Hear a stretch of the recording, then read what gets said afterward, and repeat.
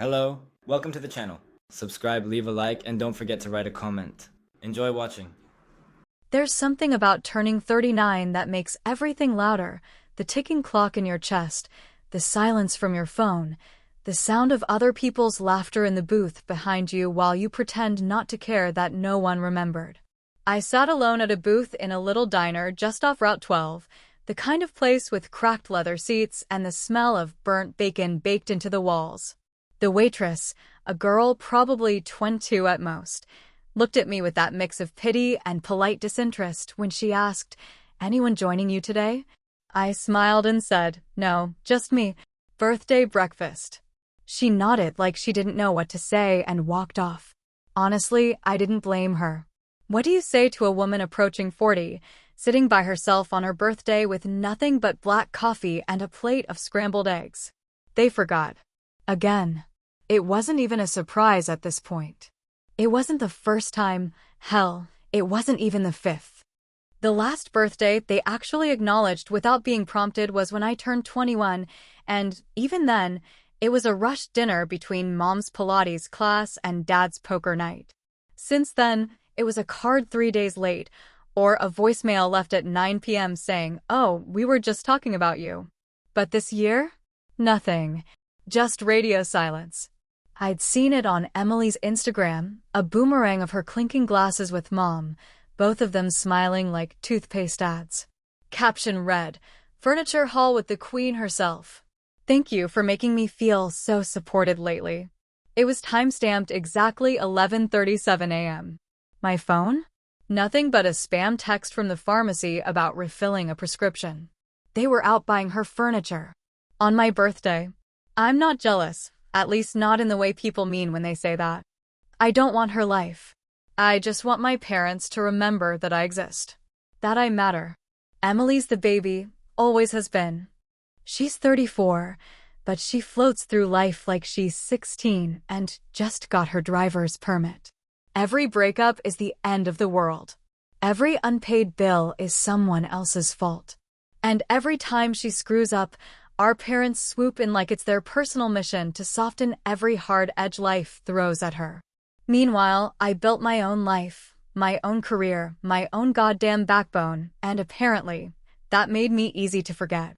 The waitress brought my check with a small, sad smile. I tipped her more than I should have, maybe because I saw in her the kind of tired I used to wear at her age, that heavy-limbed fatigue of a girl trying to smile through disappointment. As I walked out into the cold air, my phone finally buzzed. For a stupid second, I thought maybe it was Mom. Maybe she realized.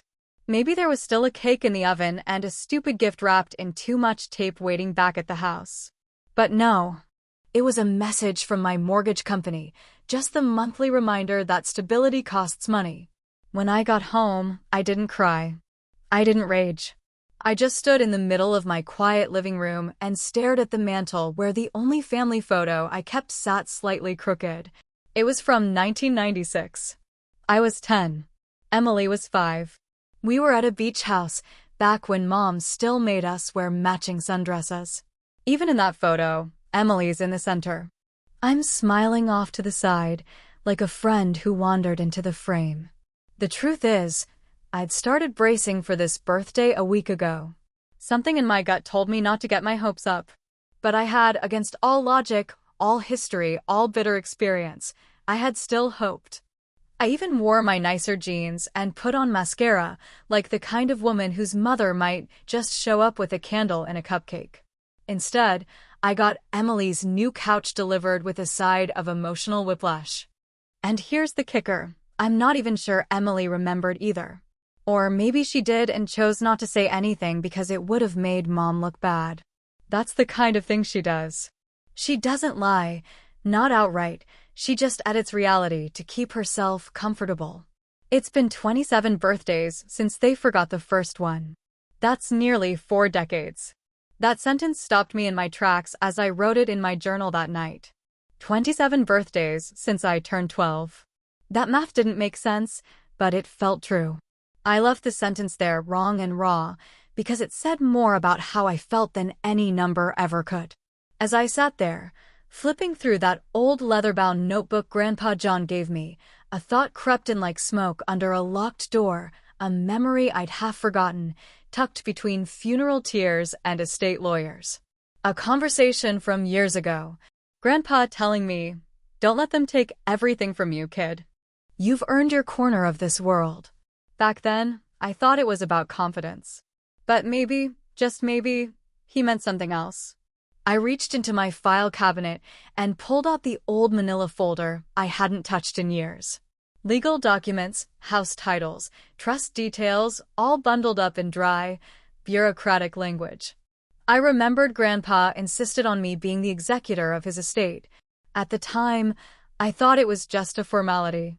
But something about today made me wonder, what exactly did he leave me? And why did Mom and Dad get so weird about the will reading? My hands trembled slightly as I opened the folder, and I saw it, buried beneath signatures and seals and legal jargon that made my head hurt. A deed. Not for my condo. For their house. I stared at the paper, blinking hard. Couldn't be right. But there it was, my name in block print. Claire Elizabeth Andrews. Owner. And suddenly, something shifted in me. Not anger. Not even revenge.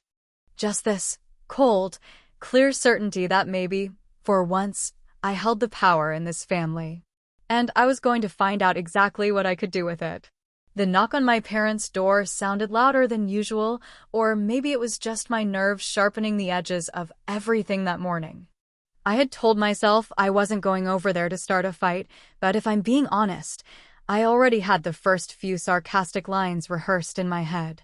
Their suburban house looked exactly like it always had, beige, careful, and smug, like nothing ever happened behind those white curtains but crossword puzzles and casseroles. I forced a smile as Mom opened the door and tilted her head, the way she always does when she's not sure if she's supposed to be apologetic or just fake surprised. "Oh, Claire, you should have called first," she said, stepping aside like she hadn't just forgotten her eldest daughter's birthday 48 hours earlier. "We would have set out the good coffee." "I'm not a guest, Mom," I said, keeping my tone breezy. "It's not like I need an engraved invitation." She chuckled like that was hilarious and called out to Dad, who appeared in his usual golf polo and khakis, holding a half-drunk cup of tea like he'd been mid-thought, and I had interrupted him. He gave me that same worn-out smile he's been using since I was a teenager, the one that says, "Don't make this harder than it has to be." They didn't mention my birthday. Not a word.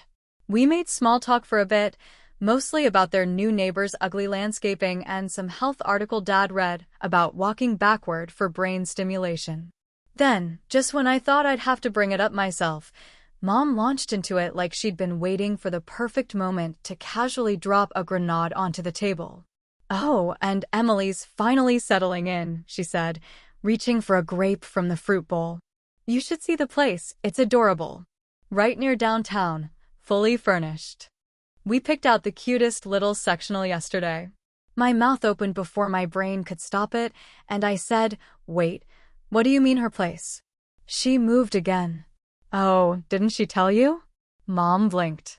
"She needed something new after the whole thing with Josh. You know how fragile she's been since that mess. So we figured it was time to help her get stable."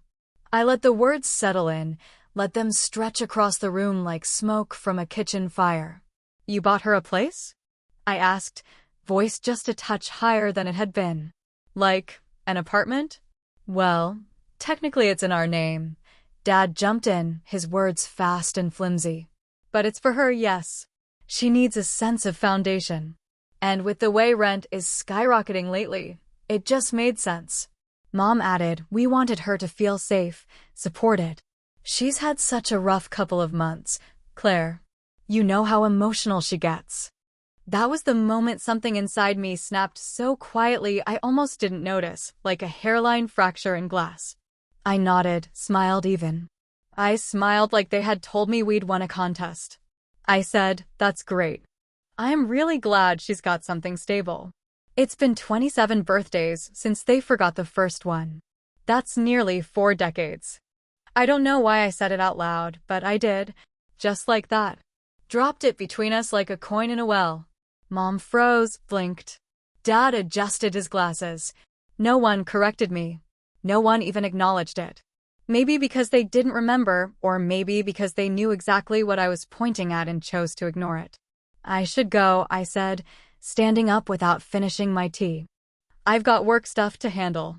You're always so busy, Mom said, that familiar sigh in her voice, the one she used when I missed Sunday brunch to prepare for a presentation or didn't come to Emily's dog's birthday party last spring. I kissed her cheek, hugged Dad, walked out the front door with my jaw clenched and my mind racing. Back home, I dropped my purse, kicked off my shoes, and walked straight to the storage closet I never opened. It was filled with old boxes from Grandpa John's estate, most of them dusty and still sealed from the year he passed. I remembered being too emotional to deal with any of it at the time, and then life kept moving, and it just became one of those things you promise yourself you'll get to next weekend. I spent hours digging. Most of it was what you'd expect: World War II medals, black and white photos, bank records, a weird letter opener shaped like a sword. But then, near the bottom of a box marked Tax Plus House Stuff, I found a thick envelope labeled in his handwriting: Claire, open when you need to remember who you are. My hands were shaking when I slid it open. Inside were photocopies of legal documents, including one that made my breath catch in my throat. The deed to my parents' house. Signed. Dated. With my name on it. Not a trust, not a half-share, full ownership. The house. Their house. Mine. I sat back against the wall and stared at it, trying to make it make sense.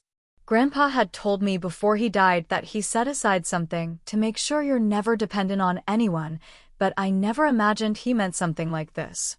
It had been transferred quietly, probably to avoid probate, and he had the legal foresight to put it in my name while he was still of sound mind.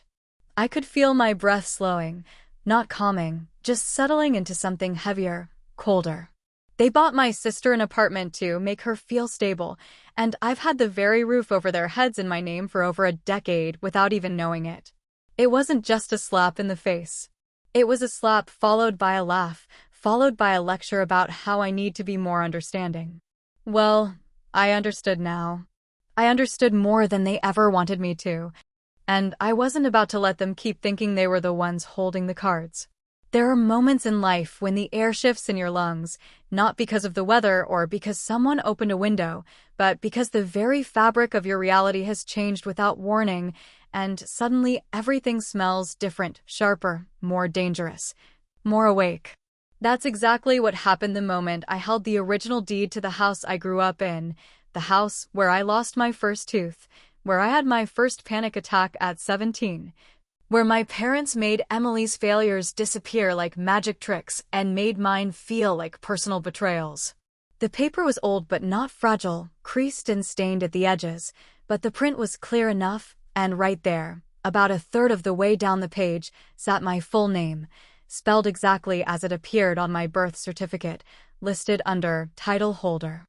My hands felt warm and cold at the same time, like they couldn't decide whether to drop the thing or press it to my chest like a holy relic.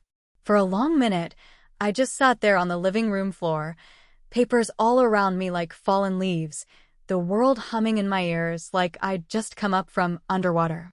I remember whispering, almost without meaning to, "Grandpa, what the hell did you do?"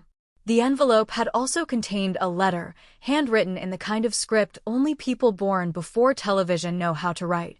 The edges of the paper slightly curled like it had waited a long time to be read. It started simple. "Claire, if you're reading this, then either something's gone wrong or everything's finally going right."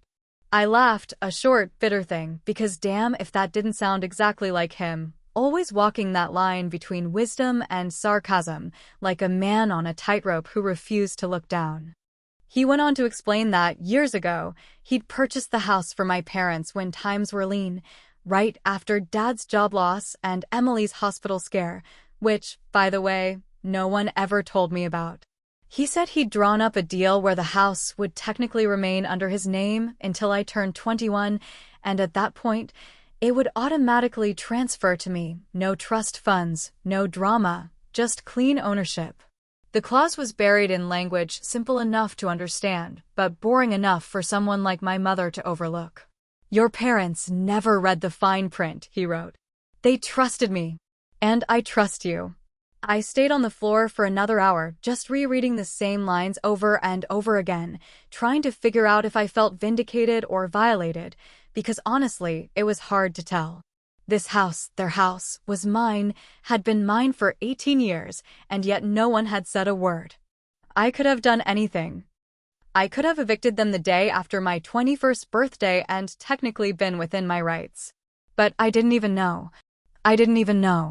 And now they were out buying throw pillows and ceramic giraffes for Emily's emotional support apartment, while I sat here holding the legal equivalent of a loaded gun. I knew I needed help. Not emotional help, that ship had sailed decades ago, but legal help. So I called my friend Zoe, who I met in college and who'd gone on to become exactly the kind of hard-nosed real estate attorney who could quote state law like song lyrics.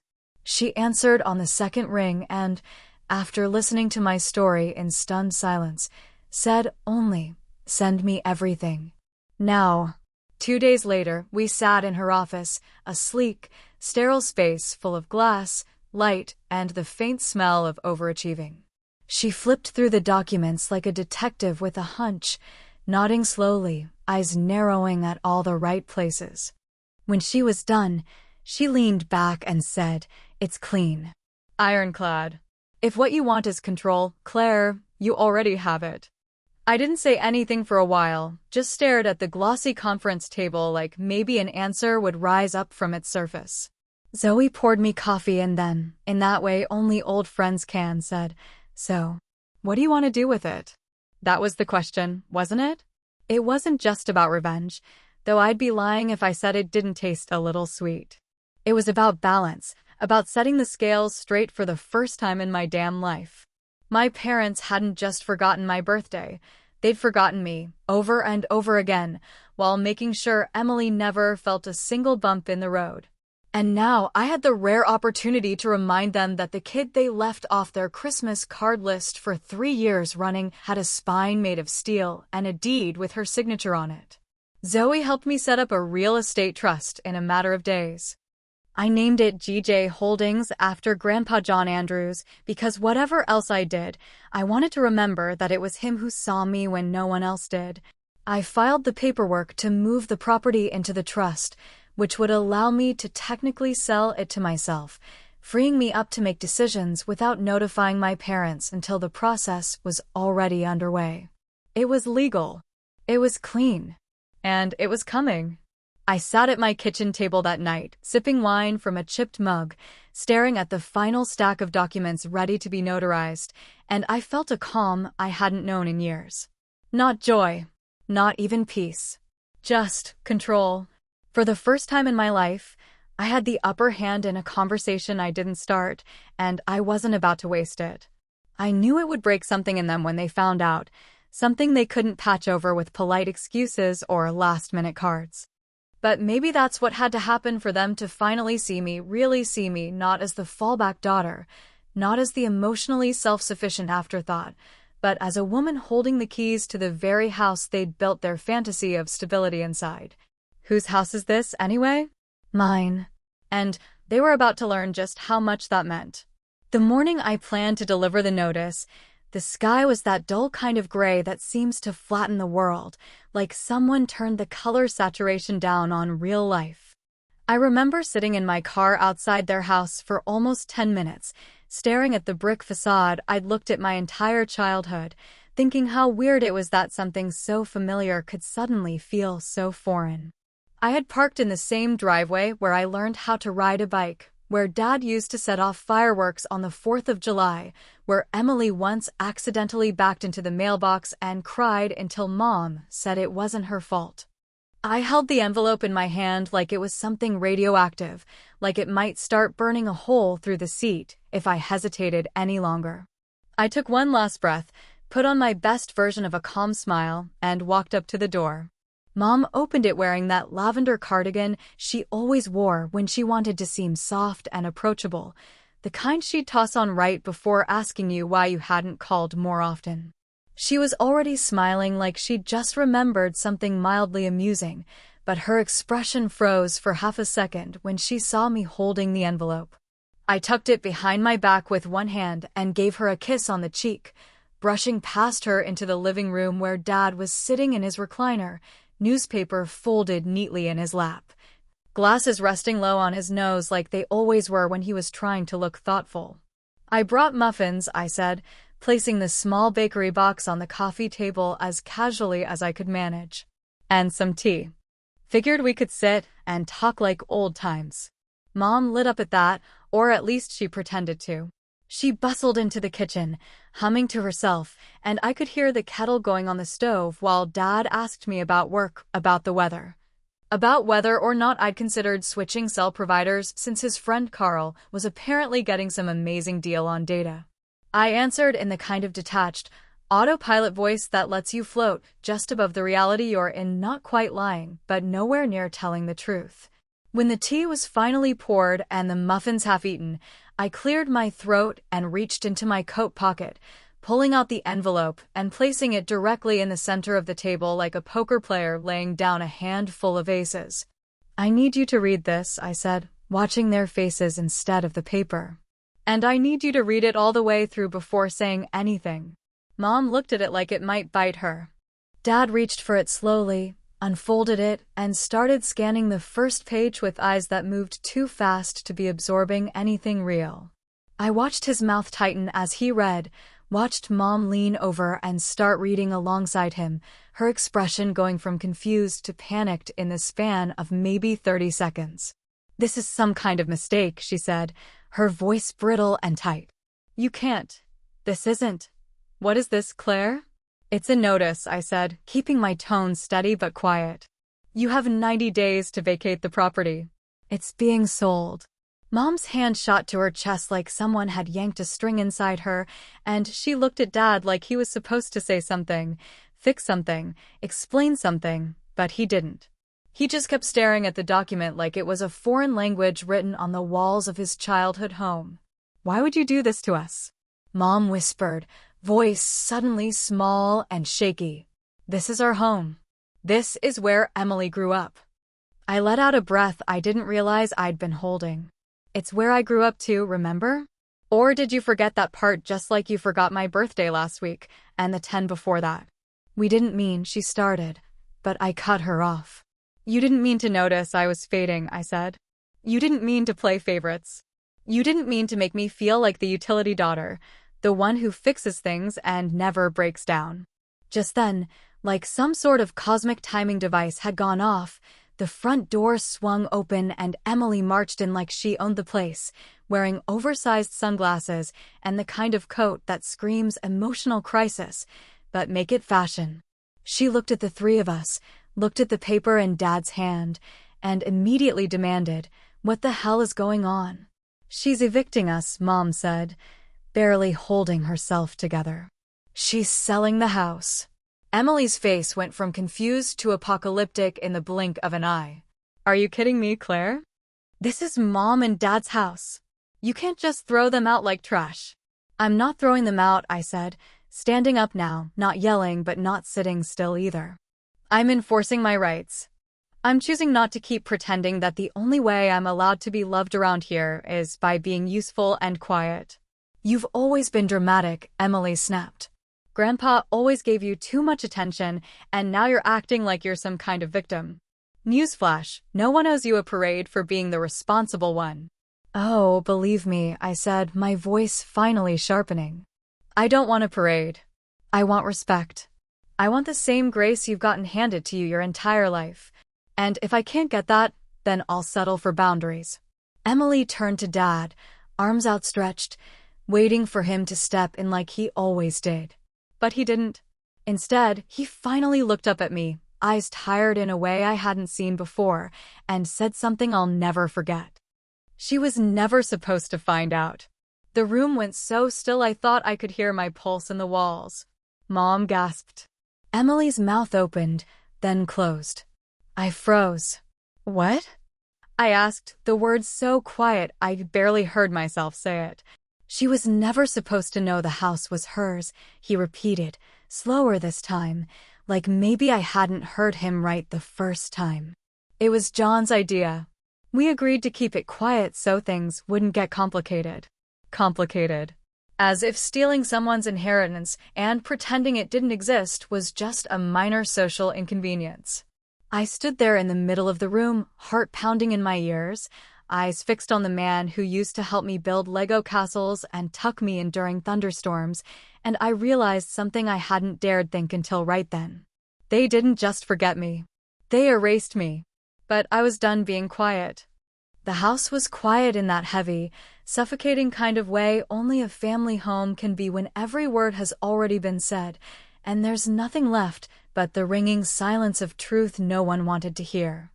I stood in the same living room where I had once practiced spelling words for the school bee, where I had learned how to shuffle playing cards under Dad's watchful eye, and where I had spent so many years feeling like a ghost passing through other people's memories.